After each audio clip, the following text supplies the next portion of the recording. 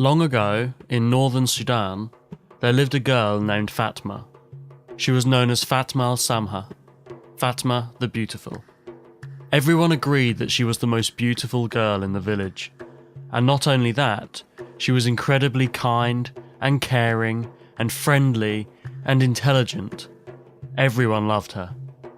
Near to the village was a huge, dark forest in which no one had ever returned from.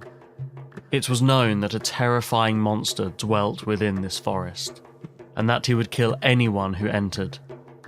This monster would sleep for a whole year at a time, and then wake for a whole year, back and forth. But every 20 years, he would kidnap the most beautiful girl in the village for his bride. Everyone knew that Fatma would be his next victim, and the whole village was worried for her. Her father eventually told her, "I'm sorry, Fatma, but for your own safety, you must stay hidden. The monster could come at any time, and when he does, he will take you. So we must hide you from him. You cannot leave the house." During this time, everyone's concern and attention had been turned towards Fatma, and some of the other young girls in the village were starting to become jealous. They would get together and complain about her. One of them said, "I hate her. I wish that monster would take her." Then there was a moment of silence between the girls. Wait, I have an idea. The next morning, the girls knocked on the door to Fatma's house. Fatma came to the door, but did not open it. "Who is it? She asked. I can't come out." One of the girls responded, It's okay. You're allowed out today. Would you like to play with us? "Yes."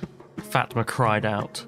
She was so excited to leave the house and spend time with girls her own age. So she opened the door and stepped out for the first time in a long time. "Where are we going?" She asked the girls. Come with us. We know a really good place to go. Outside of the village. Fatma followed, so relieved to be out in the fresh air. The girls led her to a well, a very long way from the village. This is where we play. You have to close your eyes, and when it's your turn, you take off your bracelets and throw them in the well, one at a time. It seemed like a very strange game to Fatma, but she was so happy to be outside that she went along with it anyway. "Okay."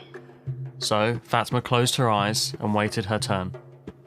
She could hear the splashes of water at the bottom of the well from the other girls throwing their bracelets in. But the other girls were not throwing their bracelets in, and none of them had their eyes closed. They were merely taking turns to throw rocks into the well to trick Fatma.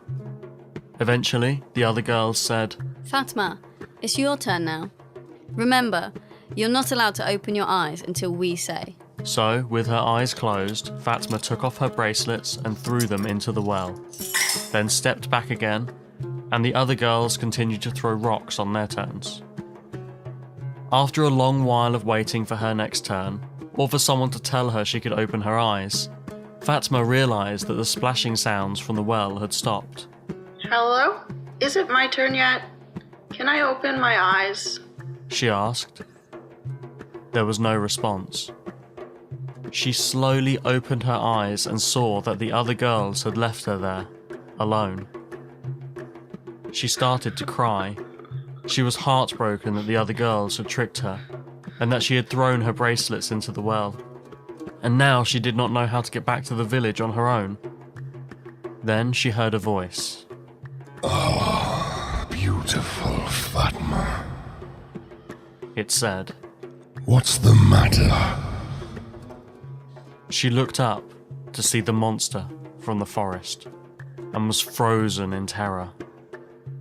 The monster stepped towards the well, reached inside and pulled out Fatma's bracelets. "Here, these are yours, aren't they?" He dropped them into her hands. Thank you." She trembled as she said it. She slowly turned and began to walk away. "Fatma, where are you going?" Home." "No, The monster shook his head, you belong to me now."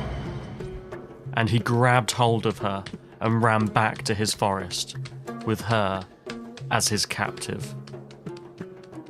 Meanwhile, the girls were returning home to the village, where everyone was worried about where Fatma had disappeared to.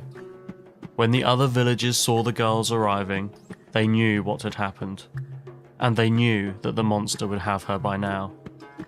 Fatma had 7 brothers, and her father quickly gathered together all of his sons. You must travel together to the forest, He told them. kill the monster, and rescue your sister. The brothers did as they were told and raced to the forest. As soon as they entered, the monster approached them. He merely laughed at them. He expected them to turn and run back in terror at his fearsome presence, but was surprised when the oldest of the brothers stepped forward and placed his hand on the hilt of his sword. Come on then, boy. The brother drew his sword and in one swift movement sliced off the monster's head. He could not believe it. He had slain the monster. But the beast still stood. And in shock and horror, the brothers looked on as the monster's head regrew in front of them. It was furious now. It drew in a huge breath and in one powerful gust blew all 7 brothers all the way back to the village. The villagers knew that they had lost Fatma forever. But Fatma was cunning.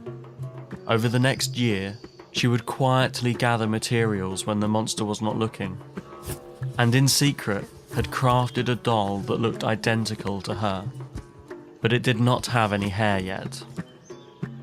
When the year was over and the monster was getting ready to sleep for the next year, he called for her. Fatma, come to me.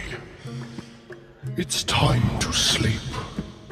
Fatma took a blade that she had crafted and cut off her own hair, soaked it in a poison she had made, and attached it to the doll.